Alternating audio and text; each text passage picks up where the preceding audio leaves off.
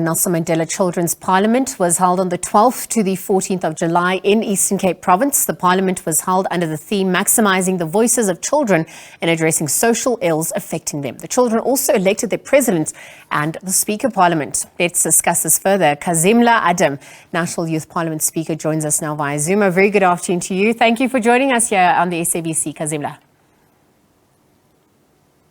Good afternoon. It is such a pleasure to be here. Thank you so much on such a beautiful day as well. No, absolutely. I love the energy and the positivity, and it's certainly what's going to be needed to navigate the way ahead for South Africa at large. But I think just on focusing on what International Nelson Mandela Day means for you, perhaps you could tell us, in your opinion, what it means as a young person in South Africa today.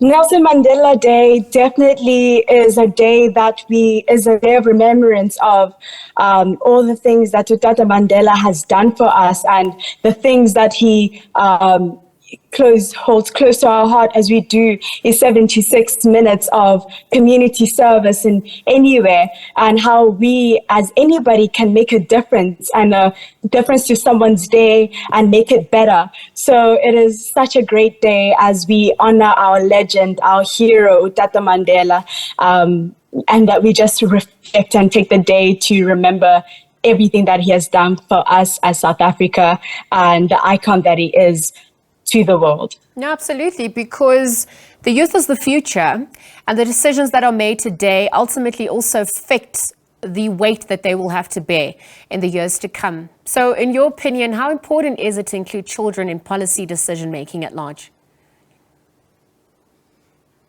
As you just said, the youth of today are the future leaders, and for us to be able to be effective in future discussions and as the leaders of tomorrow, we need to be able to be in the decision-making process already at this moment so that we can gain the experience, so that when the baton is handed over to us, we can run with it, and then we can make South Africa rise and thrive like nowhere before, and that we can be able to have the education and the experience that is needed to lead the country as the youth.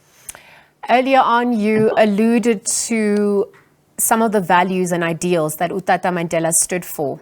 And I wonder, as we look at how things currently are, would you say that we are adequately living up to the ideals that he so rightfully encompassed? If there are gaps, what more do you think we could be done at this point?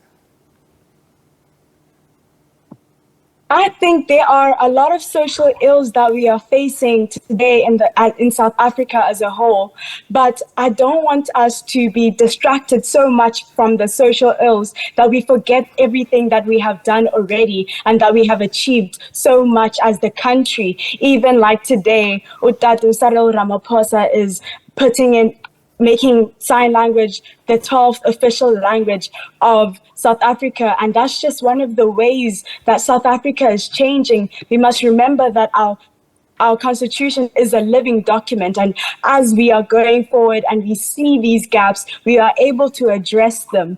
Things like UNICEF and social development that come together and address these social ills that we are facing one by one. Yes, we can't do them all at once, but Tata Mandela said, it may seem impossible. It always seems impossible until it's done. So as we do things one by one, we are able to make a change, for a positive change in our country. Khazimla, thank you for your time with us. We're wishing you all the best for your tenure, and keep up the optimism and the energy. It's certainly going to be needed as we navigate the charted wars ahead. Khazimla Adam is the National Youth Parliament Speaker, having just joined us via Zoom, weighing in on the Nelson Mandela Children's Parliament that was held between the 12th and the 14th of July in the Eastern Cape, really looking at ways to maximize the voice of youth, perhaps also how they can play a big role in policy decision making and beyond. Thank you to her for her time.